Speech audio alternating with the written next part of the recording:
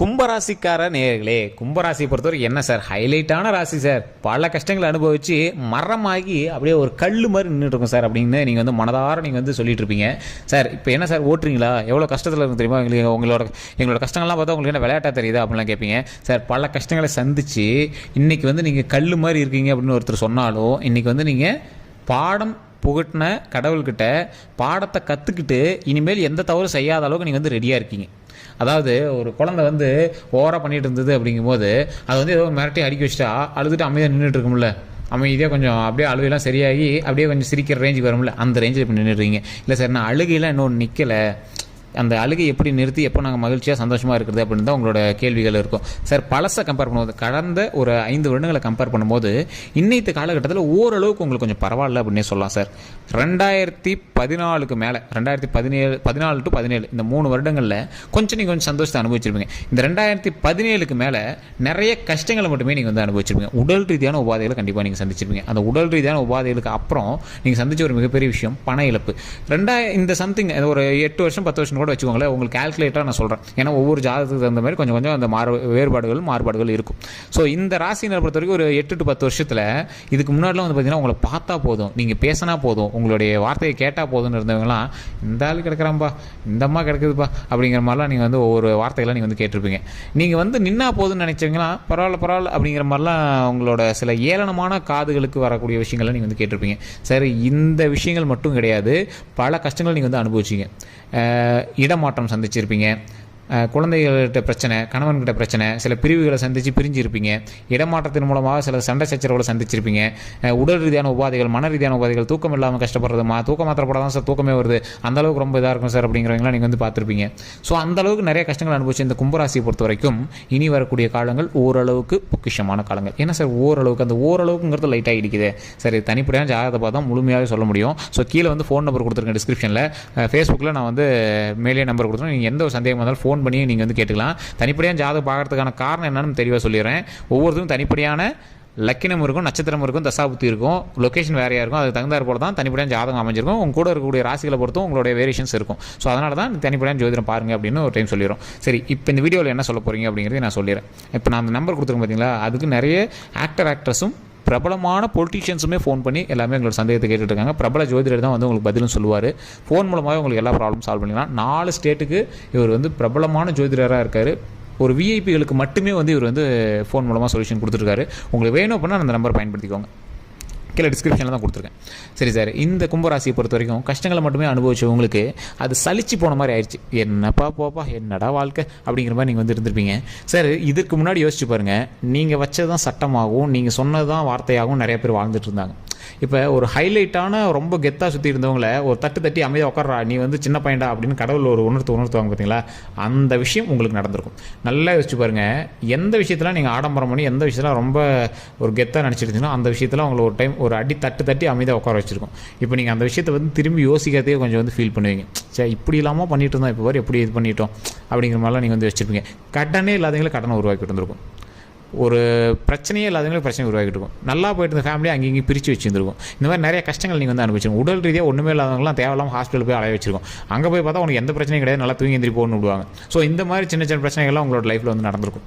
So இது மட்டும் இல்லாமல் ஒரு சிலருக்கு உடல் ரீதியான உபாதைகள் மூலமாக நிறைய செலவுகளை அதிகப்படுத்தியிருக்கும். ஸோ அந்த செலவுகள் பிரச்சனைகள் எல்லாமே இனிமேல் சால்வ் ஆக போகுது, சொல்யூஷன் கிடைக்க போகுது. எந்த ஒரு ப்ராப்ளமும் இல்லாமல் வரக்கூடிய வாழ்க்கையை நிம்மதியாக வாழ்வதற்காக ஒரு முக்கியமான தருணமாகவும் இனி வரக்கூடிய காலங்கள் அமைய போகுதுங்க.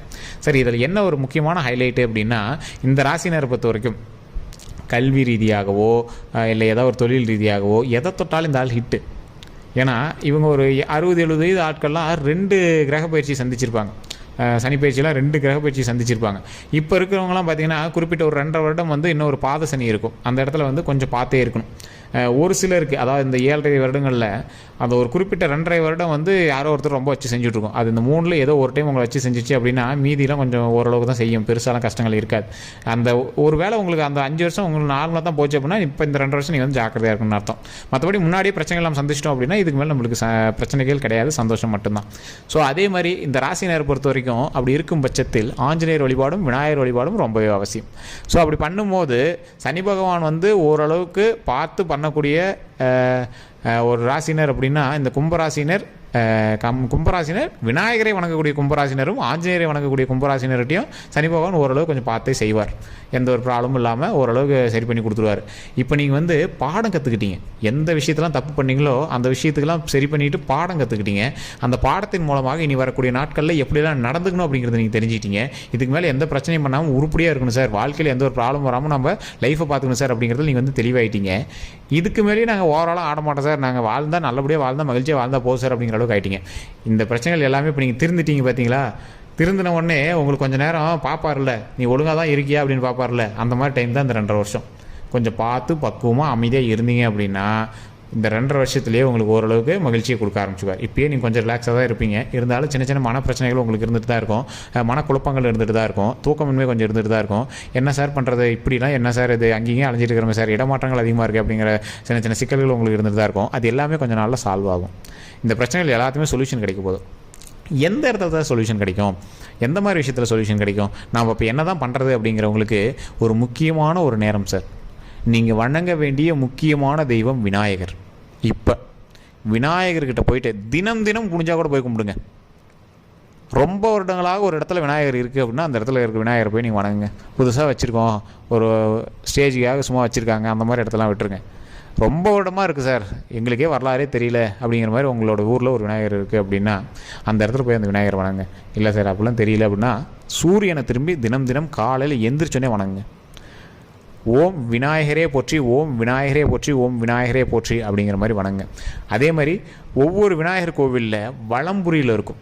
வலம்புரினா அந்த தும்பிக்கை வந்து வலது பக்கமாக வணங்கியிருக்கும். ஒரு சில இடங்களில் இடது பக்கமாக இருக்கும். அந்த வலது பக்கமாக இருக்கக்கூடிய விநாயகர் கோயிலில் மிகப்பெரிய அதிர்ஷ்டம் வாய்ந்த கோயில். ஸோ அந்த மாதிரி புகைப்படம் இருக்கக்கூடிய விநாயகருடைய ஃபோட்டோ எங்கே இருந்தாலும் நீங்கள் நெட்டில் கூட டவுன்லோட் பண்ணி தினம் தினம் அதை வணங்குங்க. அது ஒரு மிகப்பெரிய நன்மை தரக்கூடிய ஒரு விஷயமாக அமையும். அதே மாதிரி ஆஞ்சநேயர் வழிபாடு கண்டிப்பாக பண்ணுங்கள். முடிஞ்ச ஏதாவது மலைக்கெல்லாம் போகிறீங்க அப்படின்னா அங்கே ஏதாவது குரங்கு இந்த மாதிரி ஆஞ்சநேயர்லாம் இருந்தார் அப்படின்னா வாழைப்பழம் ஒரு 4-5 வாழைப்பழம் வாங்கிட்டு போய் ஒரு 4-5 கொடுங்க. ஸோ சுற்றுலாலாம் போகிறீங்க, இப்போ சம்மர் டைமில் சுற்றுலாலாம் போகிறீங்க அப்படின்னா ஒரு 4-5 வாழைப்பழம் வாங்கிட்டு போய் கொடுங்க. காகத்துக்கு சாப்பாடு வைங்க. இதுதான் உங்களுக்கு சொல்யூஷன், வேறு எந்த பரிகாரமே கிடையாது. உங்களுக்கு 2 வருஷம் பார்த்துருக்கணுங்கிறது ஒரு முக்கியமான விஷயம் விதியின்படி. அதில் ஓரளவுக்கு சரி பண்ணிக்கணும் அப்படின்னா நீங்கள் தனிப்படையாக ஜோதிடம் பார்க்கணும். கீழே வந்து டிஸ்கிரிப்ஷன் நம்பர் கொடுத்துருக்கேன். மற்றபடி நீங்கள் வந்து வணங்க வேண்டிய தெய்வம் விநாயகர், வழிபட வேண்டிய தெய்வம் ஆஞ்சநேயர். மற்றபடி எல்லா தெய்வங்களையும் நீங்கள் நார்மலாகவே மன நிம்மதியாக வழிபடுங்க. அதன் மூலமாக பல நன்மை கிடைக்கும். குலதெய்வ வழிபாடு கண்டிப்பாக பண்ணுங்கள். இது எல்லாமே பண்ணிவிட்டு இப்போ பக்கமாக கூட ஓரளவு கொஞ்சம் உங்களுக்கு ரிலாக்ஸேஷன் ஆனது உங்களுக்கே தெரிய ஆரம்பிச்சிருங்க சார்.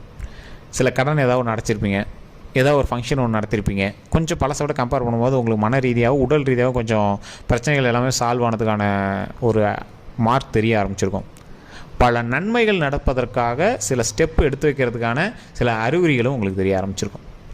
சரி, இப்போ இது எல்லாமே பிரச்சனையிலேருந்து வெளிவருவதற்கான ஒரு அறிகுறி தான். இப்போ கடவுள் உங்களை வச்சு செஞ்சார்ல, வச்சு எல்லாத்தையுமே இப்போ உங்களை மட்டும் கிடையாதுங்க, இந்த கிரக பயிற்சி நடந்த அத்தனை பேருக்கும் இதுக்கு முன்னாடி வச்சு செஞ்சுருக்காரு. அவங்களாம் தாண்டி வந்துட்டாங்க. நீங்கள் வந்து கஷ்டத்தையே பார்க்காதவங்க, இப்போ கஷ்டத்தை பார்க்குறதுனால உங்களுக்கு ஒரு மாதிரி ரொம்ப பயமாக தெரியுது, அவ்வளோதான். இந்த பிரச்சனையுமே சால்வ் ஆக போகுது. அது மட்டும் இல்லாமல் கஷ்டங்கள் எல்லாமே தீர்ந்து மகிழ்ச்சி பொங்குவதற்காக ஒரு முக்கியமான காலகட்டமாக இனி வரக்கூடிய நாட்கள் அமையப்போகுது. நீங்கள் வணங்க வேண்டிய தெய்வம் விநாயகருங்கிறது முன்னாடியே சொல்லிட்டேன். அதே மாதிரி வலப்பக்கமாக இருக்கக்கூடிய தும்பிக்கை இருக்கக்கூடிய விநாயகரை நீங்கள் மொபைலில் கூட டவுன்லோட் பண்ணி அப்பப்போ பார்த்து வணங்கிக்கோங்க. இது ரொம்பவே நல்லது. ஓம் விநாயகரே போற்றி, ஓம் விநாயகரே போற்றி, ஓம் விநாயகரே போற்றி அப்படின்னு மறக்காமல் கமெண்ட் செக்ஷனில் 3 டைம் பதிவிட்டுட்டு தினம் தினம் அதை ஒரு 3 டைம் சொல்லி பாருங்கள். அதே மாதிரி காகத்துக்கு உணவு அளிக்கிறத கண்டிப்பாக பண்ணுங்கள். இது மட்டும் இல்லாமல் கும்பராசியை பொறுத்த வரைக்கும் உங்களுடைய வீட்டில் இருக்கக்கூடிய பெரியவங்களுக்கு தொண்டு செய்யுங்க. தாய் தந்தையர் இருக்காங்க, தாத்தா பாட்டி இருக்காங்க, மாமனார் மாமியார் இருக்காங்க, அவங்களாம் சாப்பாடு போடுங்க. இல்லை சார் அவங்களே போட்டு சாப்பிடுவாங்க, இல்லை சார் அவங்க தனியாக செஞ்சுட்ருக்காங்க, போய் ஒரு வேளையாவது தினம் ஒரு வேளை உங்கள் கையினால் சாப்பாடு கொடுத்தே ஆகணும். இறந்தவங்களுக்கு காக்காய்க்கு சோறு வச்சு நீங்கள் வந்து புண்ணியம் தேடுறது வேஸ்ட். உயிரோடு இருக்கிறவங்களுக்கு பணிவிடைகள் செய்தீங்க அப்படின்னா இந்த 7.5 சனியிலிருந்து நீங்கள் கண்டிப்பாக விடுபடலாம். மிகப்பெரிய புண்ணியம் கிடைக்கும், பிரச்சனைகள் எல்லாமே சால்வ் ஆகும்.